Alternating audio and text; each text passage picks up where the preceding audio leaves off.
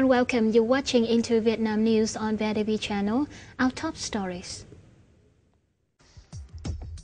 The United States Senator Bob Corker visits Vietnam. Vietnam will have 19 intensive IT parks nationwide by 2025. Canada conducts investigation on Vietnam's oil country tubular goods. The United States Senator Bob Corker started his visit to some Asian countries of Vietnam, Singapore, the Philippines and Malaysia.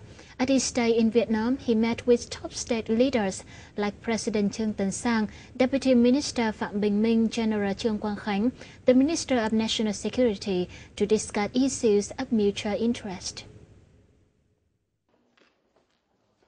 The United States Senator's visit aimed at reinforcing regional security, boosting Vietnam-United States relations, and the conclusion of the Trans-Pacific Partnership or TPP. Regarding regional securities, Mr. Corker voiced his advocacy on dealing with disputes in a peaceful manner. He stressed the ASEAN members should be united in dealing with disputes following international regulations. The United States Senator expected Vietnam, the United States, and other 10 members will soon conclude the TPP negotiation, as it should be a chance for them to open markets and reform economic models. He said in TPP negotiations, the United States is interested in property rights and market accessibility. He said the TPP will benefit both sides in economic and strategic aspects. He's confident that the trade pact will be concluded in the next 12 to 18 months. The Ministry of Natural Resources and Environment is completing a draft master plan on development of intensive information technology parks to 2020 and orientations to 2025. Accordingly, the country will have 19 intensive IT parks in the future. After 10 years of construction of IT parks, up to date, Vietnam has 7 intensive IT parks. As reported by the Ministry of Science and Technology, these intensive parks have attracted more than 700 companies, including 220 foreign ones, with a total staff of over 30,000 workers. Major products and services made in the parks are digital content services, outsourced software, training and supply of IT manpower, and data centers.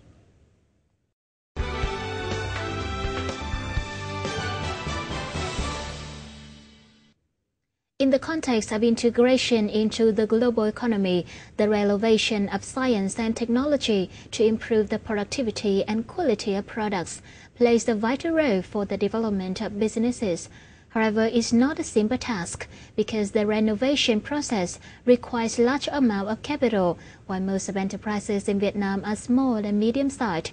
Therefore, supporting policies for science technology funds are needed to boost the appliance of science and technology in production. More to follow.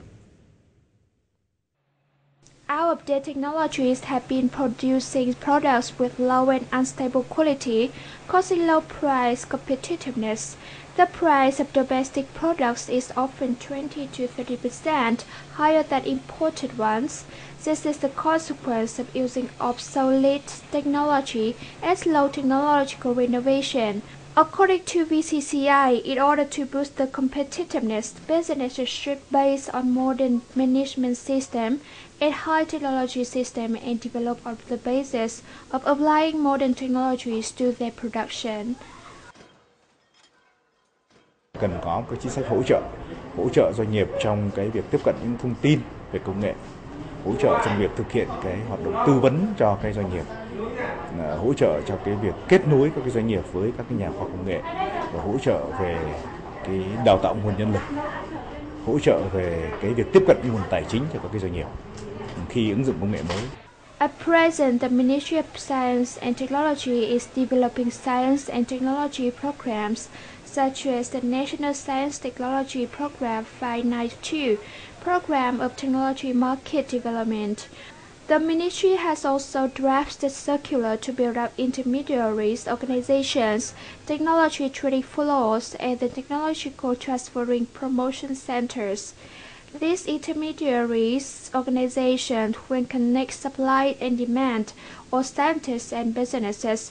However, in fact, many companies feel reluctant to apply transferred technologies. Cái khâu mà chúng tôi thấy yếu hiện nay đấy là cái khâu tuyên truyền phổ biến các văn bản chính sách, rồi là các cái kết quả khoa học công nghệ ấy làm sao được nhanh chóng đưa đến doanh nghiệp. Hiện nay Bộ Khoa học Công nghệ đang triển khai một cái chương trình gọi là chương trình đổi mới công nghệ quốc gia, rồi là thành lập quỹ đổi mới công nghệ quốc gia. Chúng tôi hy vọng tất cả các việc đó được triển khai đồng bộ thì nó sẽ giúp cho cái việc mà chúng ta có thể gọi là cho doanh nghiệp tiếp cận được các kết quả nghiên cứu. Nếu ứng dụng cái khoa học công nghệ của họ không đạt được những thành quả như mong muốn thì cái việc mà đứng ra để giải quyết những cái việc mà không mang lại hiệu quả đấy thì là ai? Cái việc đấy là một cái bài toán, và cái bài toán đó thì cần phải có sự hỗ trợ của nhà nước về bài toán đầu tư, về vấn đề phát triển những cái sản phẩm khoa học công nghệ trí tuệ để chuyển giao, tạo ra một thị trường, chuyển giao giữa các doanh nghiệp, các tập đoàn kinh tế để người ta mua lại những sản phẩm khoa học trí tuệ đấy và người ta ứng dụng được vào sản xuất và người ta có niềm tin. It's targeted that by 2015, Vietnam will have 5,000 science and technology firms. However, at the moment, this figure is only 100 businesses. One of the reasons is that supply doesn't meet the demand. It's necessary to have a clear assessment mechanism so that enterprises will apply the technologies by inventors. Một là các nhà khoa học công nghệ có chuyển giao những kết quả đó cho các nhà doanh nghiệp hay không. Hai là các nhà doanh nghiệp có dám mua và dám tiếp thu những cái kết quả hay không. Chúng tôi thấy có một cái sự phân vân, đấy là vấn đề phải đánh giá được cái kết quả nghiên cứu của các nhà khoa học để các nhà khoa học khi yên tâm chuyển giao cho các nhà doanh nghiệp ấy là có cái giá trị, và cái giá trị ấy được bồi đắp lại cho các nhà khoa học công nghệ. In addition, according to experts, to develop an industry connecting with global value chains, bring benefits to the economy, apart from the incentives for each company and sectors, we need a system of policy and technology towards building a value chain. Reports by the Ho Chi Minh City's People's Committee showed the city attracted more than 316,700 tourists in July, rising 10.5% on year. International arrivals in the southern city between January and July stood at nearly 2.4 million, up 9.1%.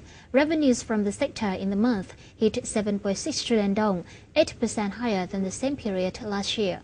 The figure for the first 7 months was 51.9 trillion dong, rising 8.5%.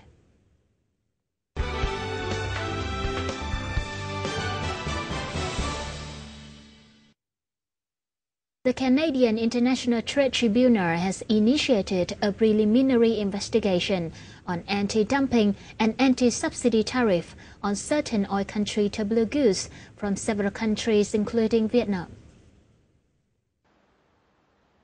The Competition Management Department said on August 6th that the CITT decided to conduct the investigation after it received a report from the Canada Border Service Agencies on carrying out the anti-dumping price and anti-subsidy investigation on OCTG imported from some countries, including Vietnam.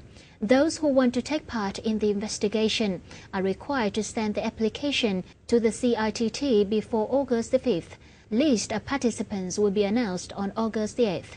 Submissions by those in opposition to the lawsuit must be sent not later than August 21st, 2014, and plaintiffs can submit its documents to the respondent no later than August 29th.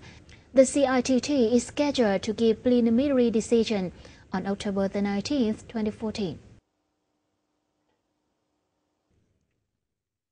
A lot of Korean companies are seeking investment chances in the Dung Quất economic zone in Quảng Ngãi province. It's now also the biggest foreign investor in the area, with the Doosan Group's funds of $300 million. Following the investment promotion program in South Korea in the middle of July, many companies from the country have been seeking investment opportunities in Dung Quất zone. The Hanwha is planning an asphalt manufacturing plant, while investors in Ulsan Industrial Zone also want to pour the capital in the area. To facilitate foreign investors further, the Zunquat Economic Management Board is supporting investors in looking for qualified workforce and training centers. It also sought a Japanese contractor to improve the Zunquat port so that it can serve better heavy industrial development. And now let's move on with some other foreign trade news. In the first 7 months of this year, the southern province of Đồng Nai revoked investment licenses from 8 foreign direct investment projects with the total registered capital of $86 million. Đồng Nai's Industrial Joint Authority confirmed that all of the projects had been delayed for more than 12 months and failed to resume despite the authority's warnings. Some delayed projects lack even the adequate financing to build offices, which has made it difficult for the authority to contact their representatives. Meanwhile, many FDI firms failed to pay tax and social insurance. In 2013, Đồng Nai revoked investment licenses from 17 of 18 non-operating FDI firms. Đồng Nai's investment policy is to fully support productive projects that make contributions to the provincial budget and create jobs for local people. The southern province of Bạc Liêu took in 21 new projects in the past 7 months, including the one on making apparels invested by a Republic of Korea investor. The figure raised the number of licensed investment projects in the locality so far to 40, including 15 foreign invested ones, with a combined registered investment capital of $873 million. Between now and this year's end, 7 licensed projects are expected to get off the ground.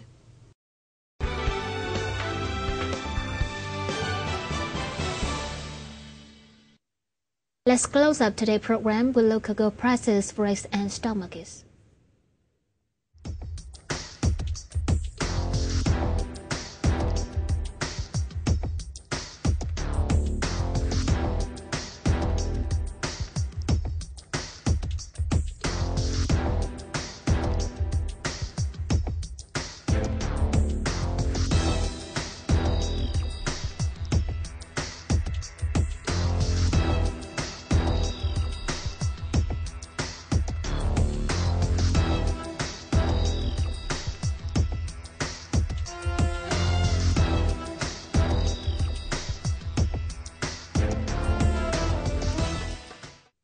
Our program has come to an end. Thank you so much for watching and see you later.